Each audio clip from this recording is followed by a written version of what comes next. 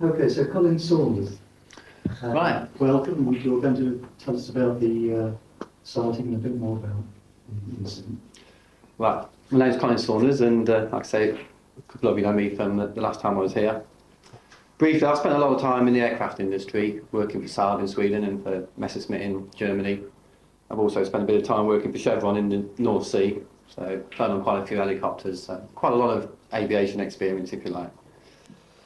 Now, 6 months ago, we had an experience. We'd never had one before, and there was 4 members of the family that it happened to. Victoria was with me tonight, a mother and a grandmother. We'd been out for a family meal to a little village called Paleton. We were coming back along the fosse. We just turned onto the fosse from a country road, and at this point, we started to see some flashing lights down in front of us. And they were the most amazing lights we'd ever seen. They were really brilliant red lights, and there was some white mixed in with it. And we all started talking about these lights, how low they were and how bright. And we drove towards them. And it seemed only a few seconds, but I've been back and measured the distance. It's actually half a mile, so it must have taken the best part of 50 or 60 seconds to drive to the lights. At this point, we'd be 100 feet, not a great deal more, beneath the flashing lights, which were just adjacent to the side of the road. And at this point is when the object materialised. I've got a few handouts here for a start, just to show you the location. If you'd like to share these between you. These all go in a sequence, so basically if we start with the first picture.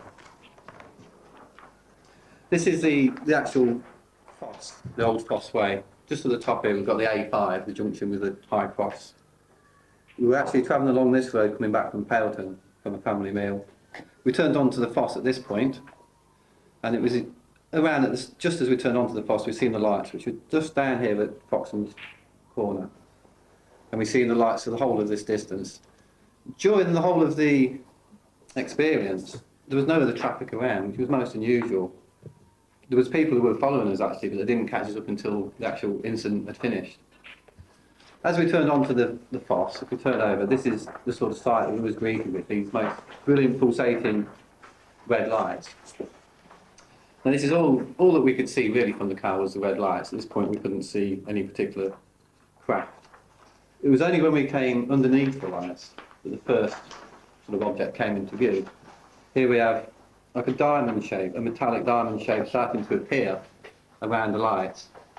Curious thing to notice is that there was one light that I could see that was offset from the other lights. And I don't know why that would be, but all of these lights were really pulsating and beaming light towards you. It was the most amazing thing to see. It was a completely cloudless night, clear sky.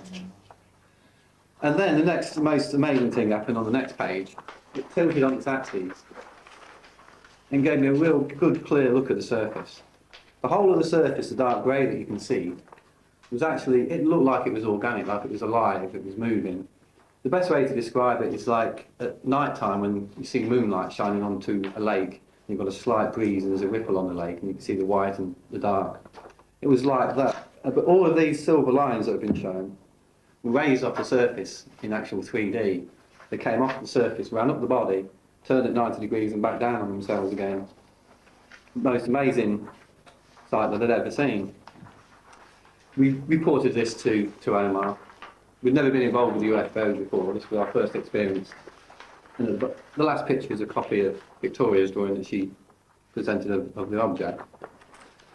Now I kept thinking about the particular experience, and I couldn't understand why there was a diamond shape at the bottom. I'd started to research. I looked into a few brochures that Omar had sent me. There was one on the continuing story of triangles, which showed a sighting in Belgium. The bottom of the Belgium craft had also got these lines coming off in relief.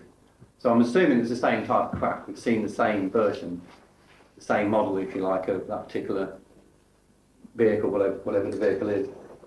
Next thing that happened, my wife came home with this book for one of Victoria's friends. Build yourself a model.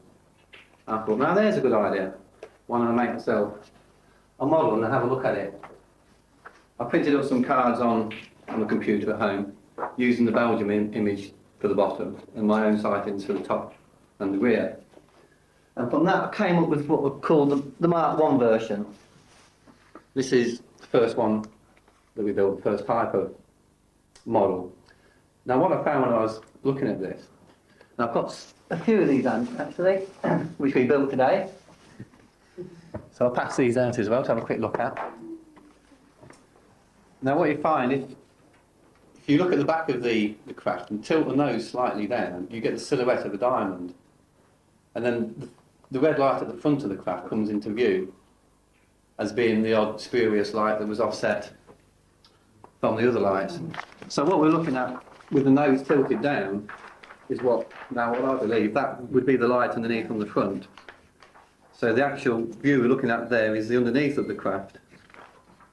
And that view there is actually two views in one. That shows the bottom of the craft, but also shows the craft tilted on its axes. So that's a bit misleading, but if you look at the report in the OVNI magazine for my original drawings, I do actually show two views in one. It almost seemed like it happened at the same time. What I did from there, I built a Mark II version of the model, which has got a wooden frame, and I finally built the Mark III version, which I brought along with me tonight. This one we built a wooden frame inside, and I've actually put some flashing lights into this one. And what I've also learned from this, looking at the last picture, because the craft was actually tilted at 30 degrees in the air as we drove underneath it. If you look at the craft from certain angles, it appears though the lights on Victoria's drawing would be the lights on the back and these two underneath. So I believe Victoria's seen the craft initially from underneath and seen the whole row of lights plus the one at the front. I didn't actually see the craft till I was underneath it, and I've seen the front and the rear and then seen it tilt up. My wife, who was driving, only seen the three lights underneath. My mother-in-law didn't want to come tonight, seeing all of the lights plus the craft, but she didn't admit it for 2 weeks. But if you'd like to pass that around, and sort of, you tilt the craft around, because this thing obviously has got a lot of pitch and roll and yaw and trim and everything about it. It's very manoeuvrable. If you look at all of the lights as you do that, I mean, it just looks really fantastic. Is it possible to turn the lights down? Yeah, I was just going to say that. Yeah, switch them off. So if you'd like to sort of pass it around and have a look. No, keep it still a moment. Can you just hold that up again and move it round in space with the lights on? Yes, can do, yeah. As you were doing before, to show the various jobs. Okay, there we can see the underneath. Yeah. Now that See the makes spurious light. sense. We can see Victoria's view from a different angle, showing all the lights along the back, plus the one on the front. My wife only seen the ones from underneath, I assume because she was driving and to look down. But like I said, these things have got great manoeuvrability, and if you spin them around, obviously all of the lights interact with each other, and it becomes quite confusing as to what shape we're actually looking at. I think that's part of the phenomenon why different people see different things at the same site and at the same time. I think it may be something to do with these angles of rotation and then the general strange laser effect of all of the Yeah, lights. do you think you've got the flashing about right? No. These are the only LEDs that I can actually get hold of for the model. So the frequency is... Yeah, they were lit all the time, and none of the lights actually went out. They were more pulsating rather than flashing. Yeah. So they were all pulsating at the same time, so it was quite a brilliant laser show. And with all the turning, and obviously it tilted on its axes when it decided to disappear. We've seen it from the rear, and then it just disappeared basically. Obviously from underneath it would have looked more like that, which is like the Belgian sighting. When you say when you said it disappeared, did it fly away or what? And did it just What happened was we, materialise? as we drove underneath it, we were looking at it, and we said, stop, let's get out of the car. And my wife drove the car slightly further forward to reverse it into a gateway, which was full enough where the thing was hovering. As we pulled forward slightly, there was a large hedge which obscured our view. And by the time we reversed and jumped out, it just disappeared. We did see a strange configuration of flashing lights in the distance, a long way away, maybe 10 or 20 miles, which we assumed at the time was the same craft that had travelled a great distance. But we have been back to the site many times, and I've been back at night, and it is fair to say it's a very busy airway. There's lots of traffic flying around there. Every sort of 5-10 minutes there's an aircraft passing by, so maybe the disappearing one could have been a normal aircraft, I don't know. I don't think so, it's got a strange shape to it. It's certainly got this triangular shape at the back.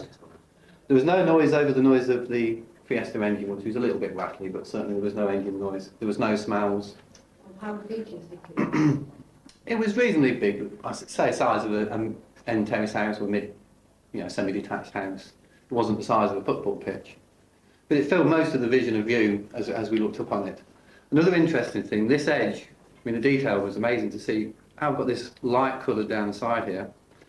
The dark colour from the top and from the bottom was actually rolled over like a piece of pastry, like it had all been sympathetically rolled together. There was no rivets or nuts and bolts. Like it was moulded. Yeah, but it was fluid at the same time. Yeah. It was a most peculiar experience. I must say, I think it was quite a friendly experience. Never felt any threat or any fear.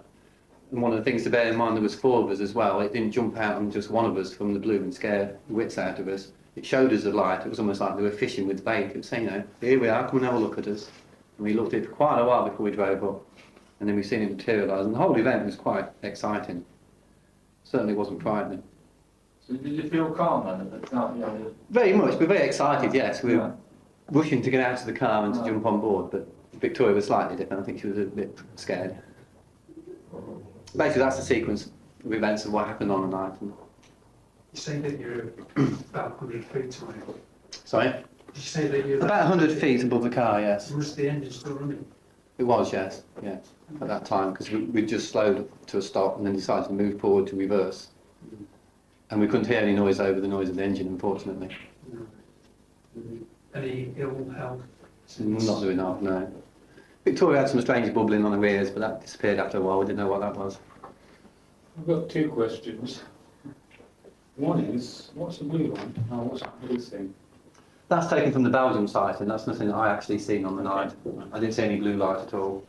If you look in, I don't know, as a continuous story. We've taken the details of the bottom. That's fictitious as far as we're concerned from what we've seen, but it's obviously somebody else's sighting, which I assume must coincide with the top view that we've seen. Second question is, how much traffic was on the road and how many other people witnessed it?